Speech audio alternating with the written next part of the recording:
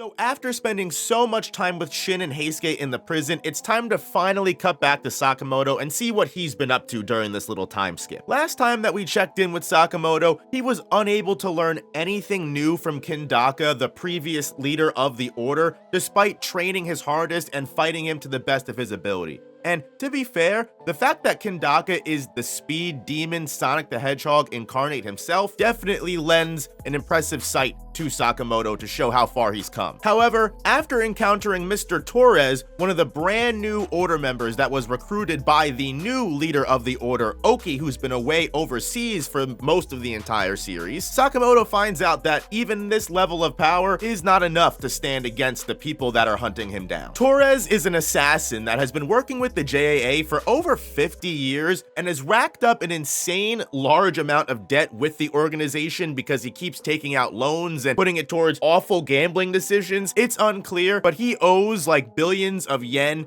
to the JAA, and because of that, they offered him to say, hey, you know what? We will let you claim the entire bounty of Sakamoto himself, which is a large amount, if you join the Order and work for us for a little bit. To which Torres, sitting in a pachinko parlor, probably isn't getting any closer to handling that debt besides it, so he doesn't really have much of a choice. The funniest thing is though, for as large as Sakamoto's bounty is, it's still not enough for Torres to finish off everything he owes to the JAA. So even with that, his plan is to essentially have Sakamoto kill more ordinary people or higher tier assassins to make his bounty go up higher, and that way when he kills him, he'll be a little bit closer to that ceiling. And it's for this reason alone that despite how intense the battles are that Torres has with Sakamoto, Torres is never going to actually pull the plug and kill Sakamoto, despite the fact that he's beating him every single time they fight. Meanwhile, since Sakamoto can't even train with Kindaka, Nagumo, or really get any kind of good experience besides fighting real battles, he has just been seeking out Torres every single day since, you know, he can't beat him,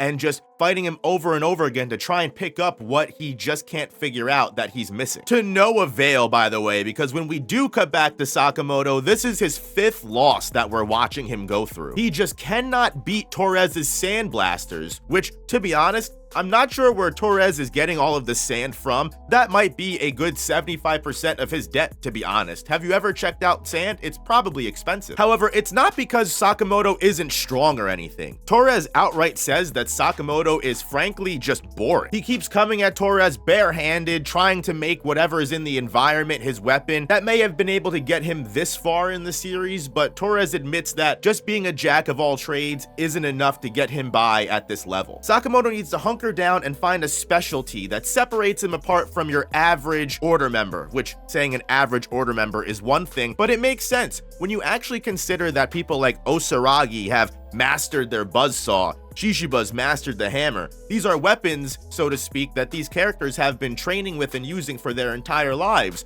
whereas Sakamoto has just been going with the flow his entire life. Essentially, all of his stats are locked at 99, and until he finds something to spec on, all of these other characters who have found their special stat have that one special stat in like the hundreds, and he's losing because of that. In his very first loss to Torres, Torres explains to Sakamoto that he loses because Sakamoto relies way too much on luck. He relies on what he has at his disposal, his adaptability and quick thinking, which again, Torres thinks that one should actually focus on their strengths. To quote, he says, take the hand that you're dealt, so to speak, and find a way to make it win, whether that be through bluffing, pushing, or just overall finding a way to make the cards that are on the board fit what you have better than anybody else. And even though this isn't exactly Texas Hold'em, Sakamoto is struggling finding that answer that works for him. What can he specialize in? Honestly, Toro makes it directly clear throughout this chapter that the answer's been under Sakamoto's nose this entire time. We cut to Aoi Sakamoto, the saint that she is, and she inadvertently invites this murderer Order member that's literally trying to assassinate her husband to dinner, as you just do, because you know what? Tara's been spending so much time with Torres, she might as well think they're friends. And normally they go to dinner. Torres is not impressed by Sakamoto's ordinary family at all. He just thinks the boring runs in the family from what it seems like. He's even questioning why a murderer like him would be invited to dinner, which honestly, he's not the first, and I promise you, he will not be the last either. Hana, Sakamoto's daughter, asked Torres if he can make her a paper airplane, to which, like, This old head literally just takes her so literally and goes, "You can't even make an airplane with this. You have no aluminum. You have no material." And it just shows how he takes all of his advice literally. Genuinely, Torres means everything that he says. He's regressed to the point that he trusts his own worldview and beliefs so much that it is literally putting a hamper on his ability to think that you can make a paper airplane. Sure, it's definitely put Torres on this pedestal that's clearly above most other assassins. Not many people are going to be able to easily defeat an assassin that can take on a previous order leader, right? Despite Torres's insane debt, he directly insults Sakamoto because as a protagonist, Sakamoto's lived his life the opposite. He works with whatever is in his environment and always somehow manages to come up on top, faking it till he makes it. Whereas Torres has had to rely on the things that are good for him and only work for him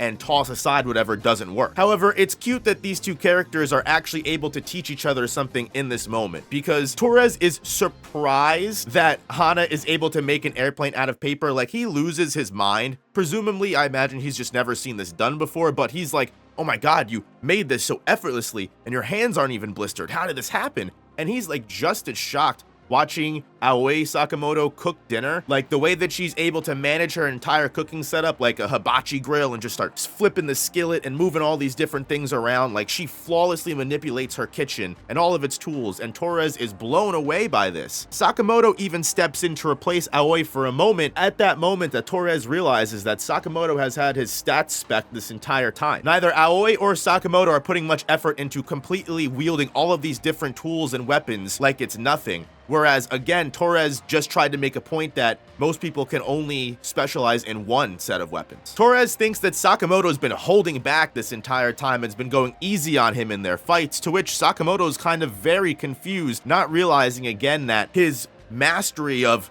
I guess at this point, being a house husband and doing different chores around the house has led to Sakamoto having abilities that he's just never used in battle before. And it'll be interesting to see if he figures this out in this moment. It's funny because you can even tie this back to other characters having this awakening moment as well. Akira Akao, during the JCC transfer exam, realized that her abilities as an assassin were led to sewing and needlework simply because she's always had to do housework and always had to do sewing and sew things for people her entire life, to the point that that is her skill. That's what she can do without thinking very much into it. It puts her in the flow state. And we'll just have to wait and see how that develops Sakamoto going forward, because we do cut right back to the JAA prison. Shin, Heisuke, and Tenkyu are going about their lives in basement floor 2 because Shin just walked himself into the best possible lie that could go either really great or really badly, especially now knowing that Atari is also on the same floor as them, searching directly for them. And despite the fact that Tenkyu completely believes Shin is the fortune teller, he keeps asking him questions and just challenging him every step of the way. He's like, "Oh, how do you get your fortunes?" And,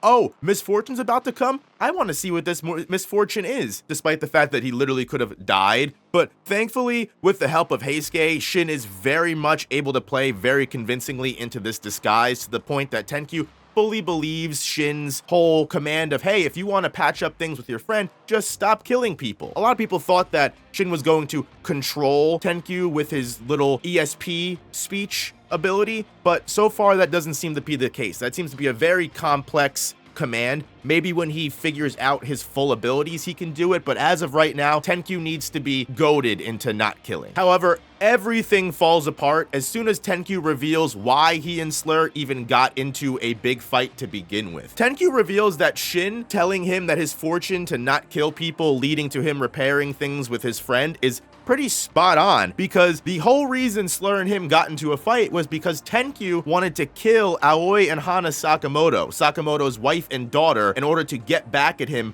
for everything that Sakamoto did to Kei. And of course, be it Rion or Kei, whoever was holding the driving wheel at the time in Slur's body was very pissed about that, to say the least, to the point that they immediately, of course, either kicked out Tenkyu, or Tenkyu got so mad that he left and got arrested to go into the JAA prison, caused Tenkyu to break off because he literally just wanted to kill a wife and child that had nothing to do with their mission, which surprisingly, at least someone in Slur's body had the decency to tell Tenkyu that was fucked up. Slur wasn't the only one because breaking all of this facade and everything that they work towards, Shin immediately just punches Tenkyu right in the mitt and throws him back into the wall, declaring that the Sakamoto family rules might actually need to be broken this time and one time alone. Why? Even though Heisuke tries to hold Shin back, Shin says no, we have to take him out now. They cannot let a psychopath like Tenkyu live for 1 second longer. And that is insane that Shin has been angered to the point of being willing to break the family rules and actually kill Tenkyu here. Something that they have never been willing to do at any point in the series up until now. It shows that Aoi and Hana were always in danger this entire time, and they could have been murdered at any point in time by Tenkyu if Slur, again, be it Rion or Kei, didn't stop Tenkyu and separate him for this exact reason. It shows that while Slur is definitely doing evil things, Kashima is pretty, spot on in saying that Kei, at least, has justifiable reasons to take down the JAA. We already know Kei and Rion's backstory. Asaki, the chairman of the JAA, sucks, so I think it's interesting to see how he actually fits into all of this besides just Alkamar, what Kendaka, what Yotsumura all have to do with all of this derangement going on in the organization that is the JAA. But as of right now, what's important to focus on is with Tenkyu immediately becoming a villain now to Shin and Heisuke, are they going to be able to take him on with his archery skills? This is definitely their final fight. This is their main villain, at the very least, of this prison arc. They took down Joe Shackles, and they were able to make a friend of Boiled. Can they actually beat this member of Slur's gang, who might be even more dangerous than a member of Slur's gang or Haruma, who Shin could barely beat himself? Another question is, will Atari interrupt the fight somehow? We already know that she's just cruising through basement floor 2, and the worst part is, even if Atari does get into the fight, we don't even know whose side she'll be on. We don't know who her knight in shining armor is. We don't know if she's going to follow Slur and Tenkyu because that's whose side she's been on this entire time, or we don't know if she's never been on Slur's side and she couldn't read Slur because he legitimately has multiple different personalities inside of him, so it makes him difficult to read. Heisuke is actually her knight in shining armor because Heisuke only has one brain cell. He's impossible to read because he's so unpredictable. That's my headcanon. But either way, we don't know how this jail arc is going to go, especially with the climax seemingly coming and Shin being willing to go for a kill this time, if they can even fight Tenkyu fairly. And we also got a little bit of a cameo of Sakamoto, seeing how his training is going and what he's gaining on the outside of prison, and if he'll be able to realize that being a house husband is his one true calling. But guys, all I know is I'm interested to see what the heck happens next. I sincerely appreciate every single one of you guys for watching this far. If you did, make sure you hit that like button and subscribe to make sure you don't miss any other Sakamoto Days videos that come from my channel. I cover the series weekly and probably any other series you might read weekly or monthly. So don't be afraid to subscribe. Maybe check out the main channel if you want to see some more polished content, and I will see you guys in the next one. Peace.